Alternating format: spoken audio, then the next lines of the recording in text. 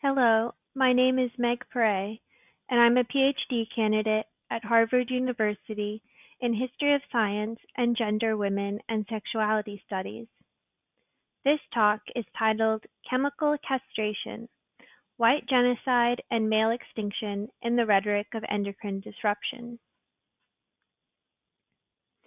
In 2002, biologist Dr. Tyrone Hayes conducted a series of experiments that revealed that the most common herbicide atrazine feminized male frogs at concentrations below that which is allowed in drinking water in the United States.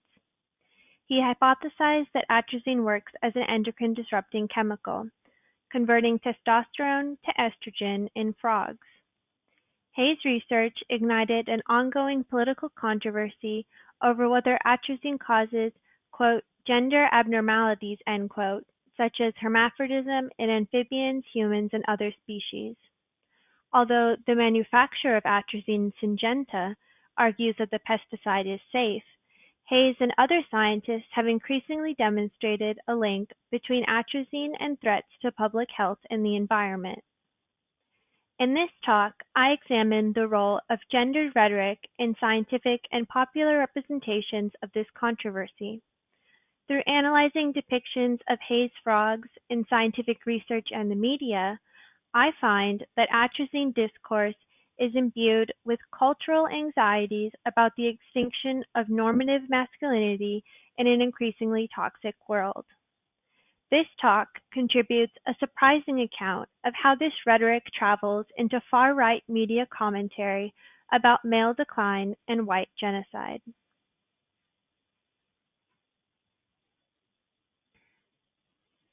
Hayes et al.'s 2010 highly cited scientific paper found that atrazine-exposed males were, quote, chemically castrated, end quote, meaning that they could not reproduce as biological males or had other gender abnormalities such as decreased testosterone levels, reduced sperm production, or suppressed mating behaviors. 10% of the population became atrazine-induced females that were completely feminized as adults. They reproduced as biological females, mated with control males, and produced viable eggs. A photograph in the 2010 article shows two frogs in amplexus, the mating position of frogs where one frog clasps around the lower back of the another. As the article explains, the photograph depicts one of the, open quote, sex-reversed genetic males, close quote, who became fully functional reproductive females. Hayes et al.'s 2010 reference a study of the endocrine disruptors on human cell lines by Sanderson et al. 2000 to conclude that atrazine likely also caused, in the words of the reference study, open quote, inappropriate sexual differentiation, close quote, in other wildlife and humans. At a research conference, Hayes remarks that he chose the term chemical castration specifically because it angered Syngenta representatives. His word choices indeed made attention-grabbing headlines.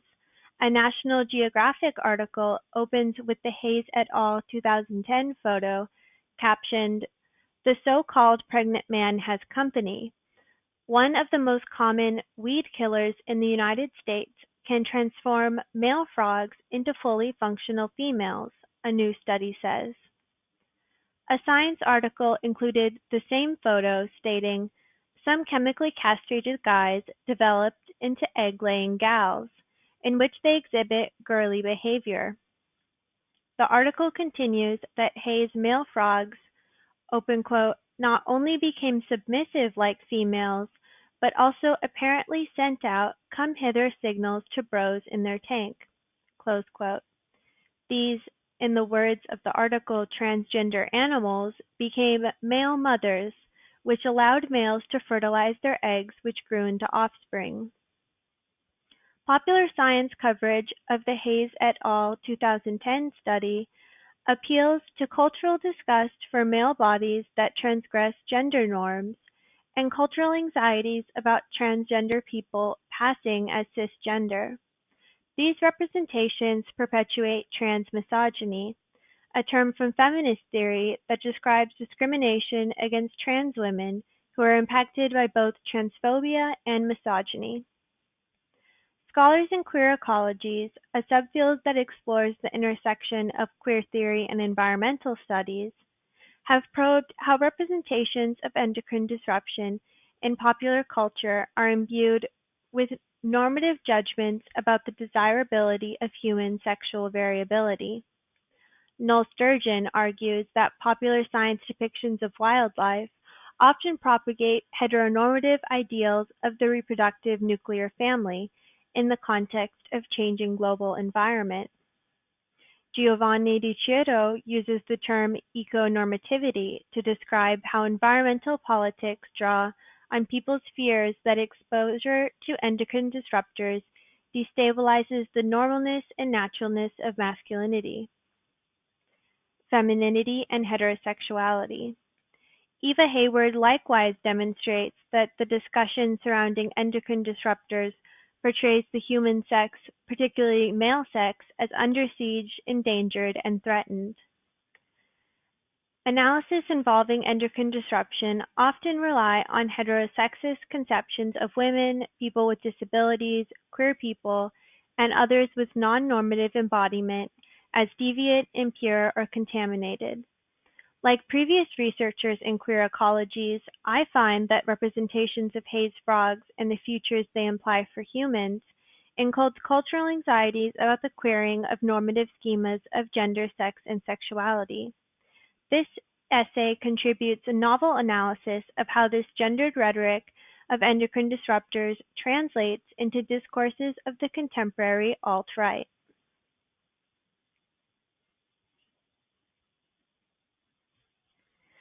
Far-right rhetoric in the United States has also featured Hayes et al.'s 2010 findings. American conservative radio show host and conspiracy theorist Alex Jones released a series of videos on atrazine's feminizing effects. In Alex Jones Comes Out of the Closet as a Gay Frog, he wore a full-body frog suit, green face paint, and a pink tutu. In the video, he drinks from a bottle labeled atrazine and pronounces, "Thanks to atrazine, there will be no more frogs, but we're gay, so that's cool." And, "I'll never have children and I'm sterilized, but the media says I'm totally cool, I'm a gay frog."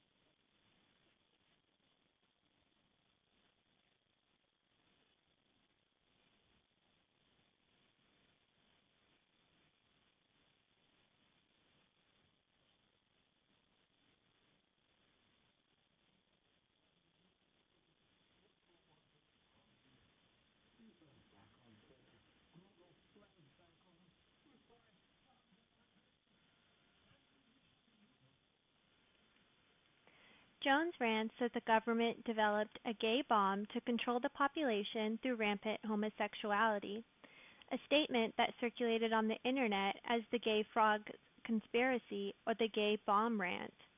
A video excerpt where Jones yells that water is poisoned with chemicals that are, quote, "making the frickin' frogs gay," close quote, went viral, with 592,000 views and 1,200 comments on Twitter within 6 months. The hashtag #GayFrog circulated among far-right followers on 4chan and Reddit, sometimes illustrated with Pepe the Frog, a meme co-opted by the alt-right movement and officially recognized as a hate symbol associated with Nazism and white supremacy. In 2020, Alex Jones stated on his TV show that atrazine will, quote, "shrink your son's genitals," close quote. In an uncharacteristic, sober manner, he elaborates, "Soon, males will have genitals the size of a female's clitoris within 2 generations with current atrazine levels. If you like your son not having a cock, then you're going to love atrazine, close quote. Jones cites a Berkeley News article on Hayes and colleagues' 2010 research and states that males exposed to atrazine, open quote, won't be able to have sex since they don't have a penis, close quote, and will die. He alleges that the possibility of human extinction due to increasing homosexuality from a government's chemical warfare operation involves adding chemicals to tap water to reduce the number of children.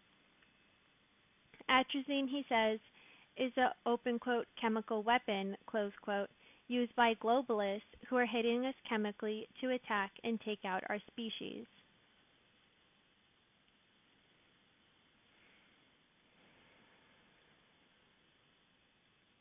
Besides their rampant transmisogyny, far-right depictions of environmental issues are coded with concerns over perceived decline of white male social dominance.